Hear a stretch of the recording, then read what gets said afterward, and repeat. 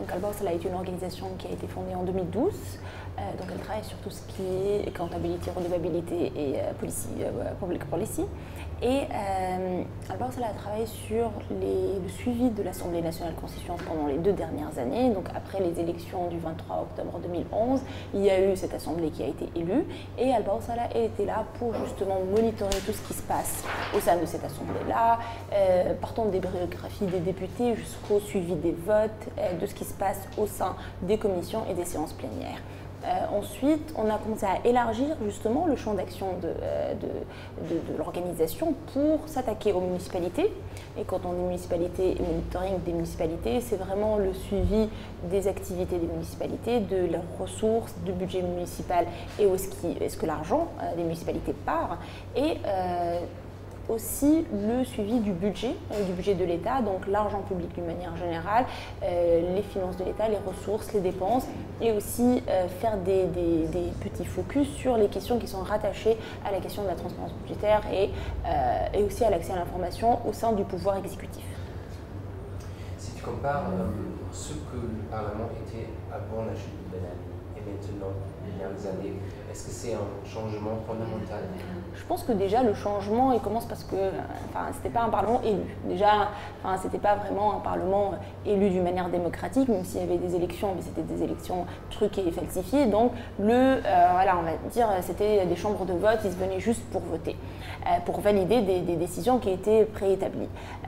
Après la Révolution, après les élections du 23 octobre 2011, donc c'était un peu différent vu que c'était une assemblée élue qui avait en charge la rédaction de la Constitution, donc elle avait un pouvoir constitutionnel, voilà, un rôle constitutionnel, mais pas uniquement, c'est-à-dire que ça avait un rôle législatif. Et on voyait bien que c'était une assemblée qui était justement à l'image du peuple tunisien, qui représentait vraiment les Tunisiens avec toutes leurs contradictions. C'était des députés de tous bords confondus, il n'y avait pas uniquement des islamistes, mais il y avait aussi des personnes et des députés, le camp démocrate. Il y avait vraiment, c'était assez représentatif de tout le paysage tunisien.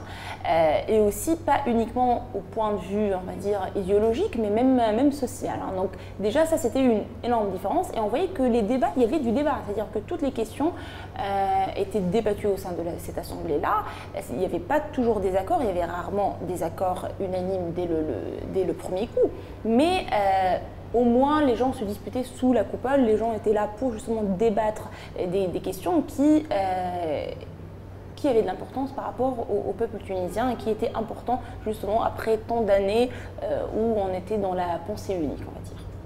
Pourquoi la transparence pour ce Parlement et peut-être la classe politique en général est tellement important pour un pays comme la Tunisie? C'est important partout, bien sûr, mais pourquoi en Tunisie? Encore une fois, on sortait de 50 ans de dictature où la culture de la transparence n'existait quasiment pas. C'est-à-dire qu'on était vraiment dans une espèce d'absence d'accès à l'information. On n'avait pas accès à aucune donnée et on ne savait pas comment les décisions étaient prises et en l'occurrence, on ne savait pas comment elles étaient exécutées non plus. Donc l'important, c'était justement d'ancrer cette nouvelle culture de transparence, parce que ce n'est pas uniquement la transparence pour la transparence, hein, c'est vraiment la transparence pour que les politiciens soient redevables envers les gens et les citoyens qui les ont élus. Et donc c'était vraiment très important, surtout qu'on parlait de constitution, c'est-à-dire que cette constitution-là, elle était censée représenter comment le peuple tunisien se voyait, comment il voulait se voir, comment il se projetait, et c'était très important que ces députés-là et que ces gens-là soient transparents par rapport aux positions qu'ils sont en train de prendre, soient transparents par rapport aux votes qu'ils vont prendre aussi, afin que justement, ils soient redevables aux gens qui les ont élus, et deux, ils permettent aux citoyens de s'approprier cette constitution-là qui sera vraiment la base de toutes les lois et toutes les réformes qui vont venir après. Est-ce que la corruption politique, économique, au sein de la classe politique et du Parlement est encore un grand problème? Je pense que la corruption existe et existerait encore pendant très très longtemps. Pas uniquement au niveau de la classe politique, mais vraiment à toutes les couches de la société et à tous les secteurs. C'est-à-dire qu'on peut commencer par vraiment le simple fonctionnaire jusqu'aux responsables politiques. Car encore une fois, c'était un régime on va dire, c'était un état de droit aléatoire, hein, c'est-à-dire qu'il n'y avait pas vraiment le respect de la loi, et la corruption, quand les gens ils sont sortis dans la rue, il y avait tout ce qui est liberté d'expression et liberté individuelle, mais c'était surtout pour tout ce qui est injustice et corruption. Et ils voyaient la corruption qui était tellement importante, et c'était même pas, on va dire, subtil, hein, c'est-à-dire c'était tellement grossier que les gens ne pouvaient justement plus supporter ceci. Et la corruption existe encore, hein, c'est-à-dire que dernièrement, on voit même quand on parle des candidats aux élections présidentielles, il fallait avoir 10 signatures de députés. On a entendu dire qu'il y avait des députés qui ont demandé de l'argent pour donner justement ces signatures-là aux candidats. On entend encore parler là on va entrer dans une campagne électorale, et on en a entendu pendant les dernières élections toutes les tentatives de corruption, c'est-à-dire que voilà, moi j'offre un montant, j'offre je sais pas quoi, justement pour gagner des voix. Et donc ça fait partie encore de la mentalité et de la façon de faire dans la classe politique actuelle. La mentalité des parlementaires, est-ce que tu dirais que c'est déjà une mentalité démocrate, ou est-ce qu'il y a encore beaucoup à faire mentalement?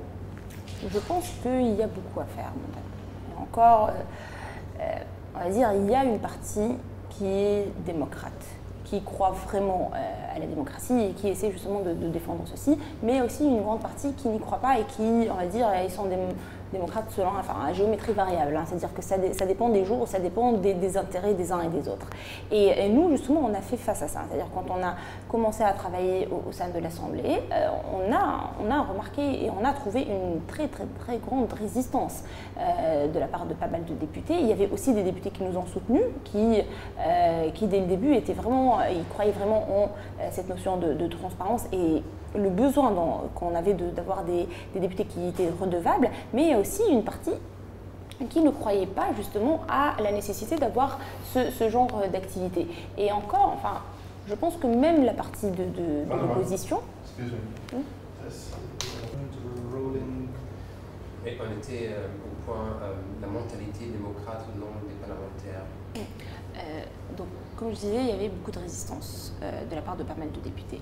Et moi, je pense qu'il y en a une partie que même si c'était des opposants, supposés, voilà, ils voient l'utilité de ce genre de questions, mais ils avaient, c'était une classe politique, c'était des opposants qui travaillaient en secret. Donc eux-mêmes, ils n'avaient pas la culture de la transparence. C'est-à-dire qu'ils n'avaient pas la culture de donner des informations quand on leur posait des questions.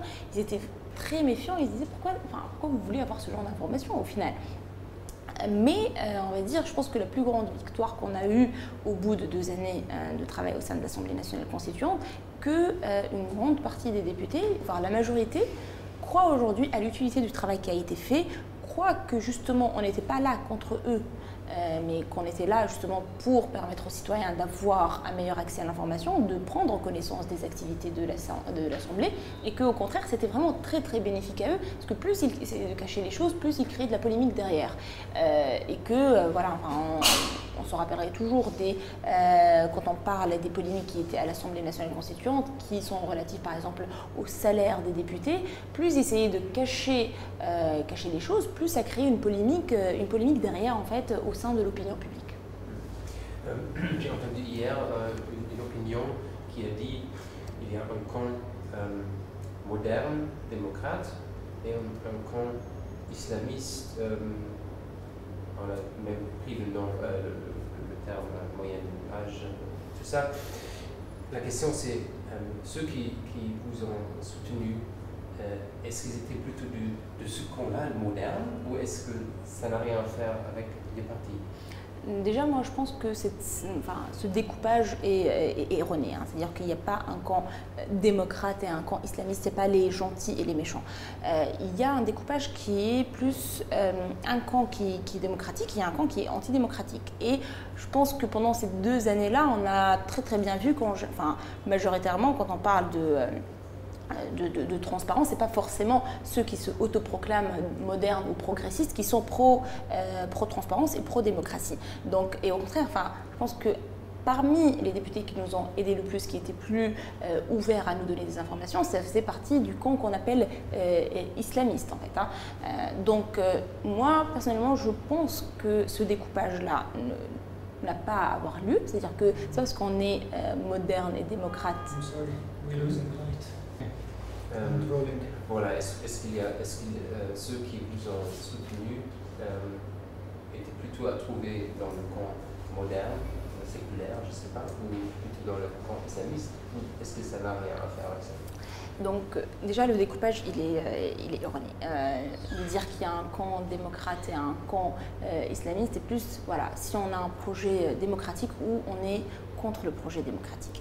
Et pendant les 2 années-là, on a bien vu que c'est pas parce qu'on se autoproclame progressiste qu'on est forcément démocrate, et c'est pas parce qu'on est islamiste qu'on est, on va dire, antidémocrate, et vice-versa. Hein. C'est-à-dire que les exceptions existent aussi, il y a des extrémistes dans les deux bords.